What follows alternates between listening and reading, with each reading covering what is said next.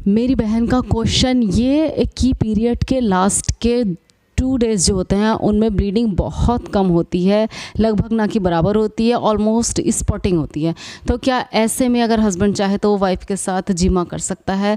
Husband wife can do the sex there. मैं आपको point two point 4 point हैं इससे जुड़े हुए जो आपके सारे कन्फ्यूजन्स को दूर कर देंगे इंशाअल्लाह ताला। उन 4 पॉइंट्स को समझिए, अपने जहन में बिठाइए, तो आपका कन्फ्यूज़न पूरी तरीके से दूर हो जाएगा। फर्स्ट पॉइंट ये है, अगर पूरे 10 दिन और 10 रात हैज़ आकर बंद हो गया तो औरत के गुस्ल करने से पहले शौहर के लिए जिमा करना जायज़ है, और औरत हैज़ और जिमा दोनों का एक साथ गुस्ल कर लेगी। अलबत्ता औरत के गुस्ल करने के बाद जिमा करना मुस्तहब है, लेकिन 10 दिन 10 रात की अगर कंडीशन किसी लेडीज़ के साथ है तो फिर बग़ैर गुस्ल के भी ये चीज़ जायज़ है। और दूसरा मसला समझिए, अगर 10 दिन से कम में आदत के मुताबिक खून आकर बंद हो गया, वो चाहे 6 दिन हो, 7 दिन हो, 5 दिन हो, तो शौहर के लिए बीवी से जिमा जायज़ होने की 2 शक्लें हैं। पहली, औरत गुस्ल कर ले, क्योंकि जब तक औरत गुस्ल ना कर ले उस वक्त तक शौहर के लिए बीवी के साथ जिमा करना जायज़ नहीं।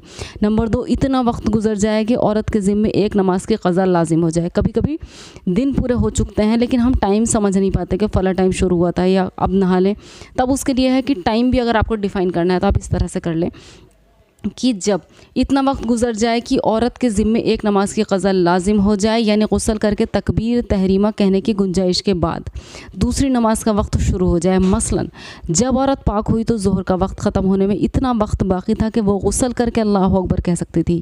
फिर असर का वक्त शुरू हो गया तो औरत के ज़िम्मे ज़ोहर की नमाज लाजिम हो गई। लिहाजा असर के वक्त में औरत के गुस्ल करने से पहले शौहर के लिए जिमा करना जायज़ है।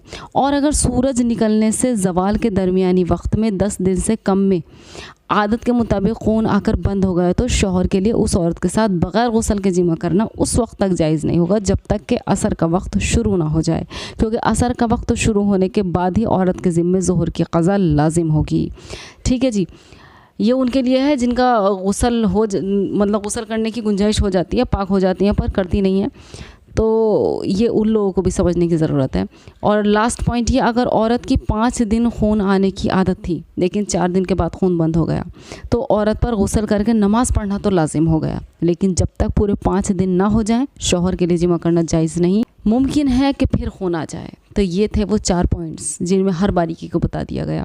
इसके अलावा भी अगर कोई आपका मसला है तो कमेंट में मेंशन कीजिए, इंशाअल्लाह ताला उसके लिए भी वीडियो बना दी जाएगी। I hope it will be clear to you. जज़ाकल्लाहु खैर।